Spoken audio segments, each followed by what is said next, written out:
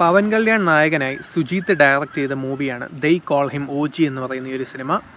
അരുൾ മോഹൻ, പ്രകാശ് രാജ്, ശ്രിയ റെഡ്ഡി, പവൻ കല്യാൺ എന്നിവരൊക്കെയാണ് കേന്ദ്ര കഥാപാത്രത്തിൽ വന്നിരിക്കുന്നത്. അതിനോട് തന്നെ അർജുൻ ദാസ്, ഹരീഷ് ഉത്തമൻ, ഇമ്രാൻ ഹാഷ്മി, അങ്ങനെ വലിയൊരു സ്റ്റാർ കാസ്റ്റ് തന്നെ ഒരു മൂവിയുടെ ഉണ്ട്. സോ ഒരു സിനിമ ഡയറക്റ്റ് ചെയ്തിരിക്കുന്നത് RRRൻ്റെ പ്രൊഡ്യൂസേഴ്സാണ്, DVB എൻ്റർടൈൻമെൻറ്റ്. സോ ഈ ഒരു മൂവിയെക്കുറിച്ച് പറയുകയാണെങ്കിൽ, നേരത്തെ അജിത്തിൻ്റെ ഇറങ്ങിയ ഒരു ഗുഡ് ബാഡ് അഗ്ലി എന്ന് പറയുന്നൊരു മൂവി ഉണ്ടായിരുന്നു. അതായത് ആ ഒരു സിനിമയുടെ പ്രത്യേകത എന്താണെന്ന് വെച്ചാൽ അതിനകത്ത് കഥയൊന്നുമില്ല, ചുമ്മാ വരുന്നവരും പോകുന്നവരൊക്കെ അജിത്തിൻ്റെ ആ ഒരു എലവേഷൻ ചെയ്യാൻ തന്നെയാണ് കുറേ ക്യാരക്ടേഴ്സൊക്കെ വരുന്നത്. അതിപ്പോൾ ഷൈൻ ടോം ചാക്കോ ആണെങ്കിലും പല ക്യാരക്ടേഴ്സ്. സോ അങ്ങനെ ഒരു KGFലെ കുറേ ആളുകളെ വിളിച്ച് അങ്ങനെ എലവേറ്റ് ചെയ്യുന്നൊരു കൈൻഡ് ഓഫ് മൂവിയായിരുന്നു good bad and ugly. So അതുപോലെ തന്നെ ഒരു പടമാണ് ഈ ഒരു ദൈ കോൾ ഹിം ഓജി എന്ന് പറയുന്നത്. ഈ ഒരു ദൈ കോൾ ഹിം ഓജി എന്ന് പറയുന്നതിനൊരു പ്രത്യേകത ഉണ്ട്. കാരണം ഈ ഒരു സിനിമ എടുത്താൽ വരുന്നവരും പോകുന്നവരൊക്കെ ഓജി ആരാ, ഓജി എന്താ, ഓജി വലിയ സംഭവം, ഓജി തീർത്ത് കളയും. സോ അങ്ങനെയുള്ള പല സംഭവങ്ങളാണ് ഈ ഒരു മൂവിയിൽ മുന്നോട്ട് വെക്കുന്നത്. സോ അതുകൊണ്ട് തന്നെ ഫസ്റ്റ് ഹാഫിൽ കുറേ നേരം കഴിഞ്ഞായിരുന്നു പവൻ കല്യാണിൻ്റെ ഇൻട്രൊഡക്ഷനൊക്കെ വരുന്നത്. വളരെ സ്റ്റൈലിഷ് ആയിട്ടാണ് ഈ ഒരു ആക്ഷൻ കൊറിയോഗ്രഫി ടീമൊക്കെ സെറ്റ് ചെയ്തിരിക്കുന്നത്. ഈ ഒരു സിനിമയുടെ മെയിൻ പോസിറ്റീവിലേക്ക് കടക്കുകയാണെങ്കിൽ തമൻ തന്നെയാണ് ഈ ഒരു സിനിമയുടെ പ്രധാന പോസിറ്റീവ്. കാരണം ഇതിൽ പല സീക്വൻസസ്, ഈ ഒരു സിനിമയിൽ കാര്യമായ സ്റ്റോറി ഒന്നുമില്ല എന്നല്ല, സ്റ്റോറി കാര്യമായിട്ടില്ല. സോ അതുകൊണ്ട് തന്നെ ഇമോഷണൽ ഡെപ്തും കുറേ സംഭവങ്ങളൊക്കെ മിസ്സിംഗ് ആണ്.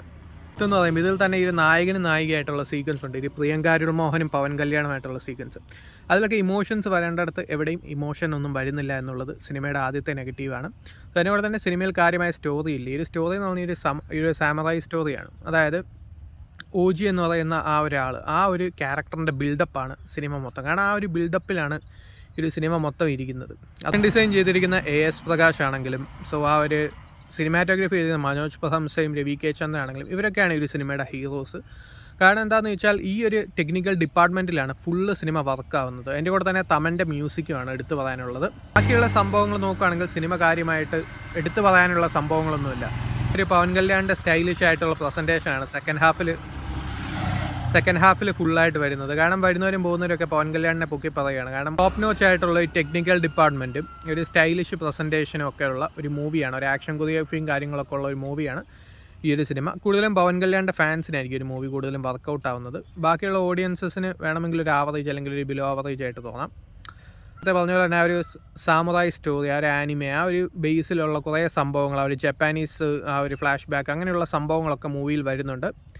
സോ ഈ ഒരു ആക്ഷൻ കൊറിയോഗ്രഫിയും ആ ഒരു ടെക്നിക്കൽ ഡിപ്പാർട്ട്മെൻറ്റൊക്കെ തന്നെയാണ് ഈ സിനിമയുടെ പോസിറ്റീവ്. ബാക്കിയുള്ള കാര്യങ്ങൾ കാര്യമായിട്ട് പോസിറ്റീവില്ല. കാരണം എന്താണെന്ന് വെച്ചാൽ ഇത് ഡയറക്റ്റ് ചെയ്ത് സാഹോയുടെ ഡയറക്ടറാണ്. സാഹോ ഒക്കെ കാണുമ്പോൾ തന്നെ നമുക്കറിയാം. കാരണം അതിനകത്ത് കാര്യമായിട്ട് സ്റ്റോറീസ് ഒന്നും ഇല്ല. ഒരു ഗ്രാൻഡായിട്ട് എടുക്കുന്ന ആ ഒരു രീതിയാണ്. ആ ഒരു ടെക്നിക്കൽ ഡിപ്പാർട്ട്മെൻറ്റ് തന്നെയാണ് അവിടെയും സൗണ്ടായിട്ട് വരുന്നത്. സോ അതുപോലെ തന്നെയാണ് ഇവിടെയും.